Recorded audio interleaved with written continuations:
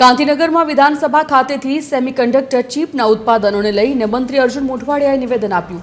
Gujarat semiconductor hub બની રહ્યું છે, જેને લઈને 1 થી 2 માર્ચ ગાંધીનગરમાં ગુજરાત સેમિકન્ડક્ટર સમિટ થશે। આ સમિટનો હેતુ વૈશ્વિક અને દેશના સેમિકન્ડક્ટર ઉત્પાદનો સપ્લાયરોને ભેગા કરવાનો છે। મુખ્યમંત્રી આ સમિટનું ઉદ્ઘાટન કરશે। સમિટમાં કેન્દ્રીય મંત્રી અશ્વિની વૈષ્ણવ, નાયબ મુખ્યમંત્રી હર્ષ સંઘવી હાજર રહેશે, તો ગુજરાત સેમિકન્ડક્ટર સમિટ પર વિશ્વની નજર રહેશે।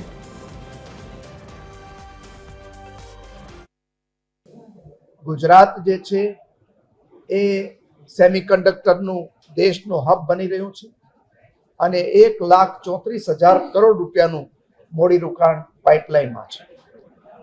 એ સંદર્ભે ગુજરાત સરકારે સાયન્સ એન્ડ ટેકનોલોજી વિભાગે ગુજરાત સેમિકનેક્ટ 2026નું તારીખ 1-2 માર્ચ 2026ના રોજ મહાત્મા મંદિરમાં આયોજન કર્યું છે અને એ રાજ્યના એક ફ્લેગશિપ પ્લેટફોર્મ તરીકે કરવામાં આવી રહ્યું છે, જેનો હેતુ વૈશ્વિક અને દેશી સેમિકન્ડક્ટર અને ઇલેક્ટ્રોનિક્સ ભાગીદારોને એકત્ર કરવાનો છે।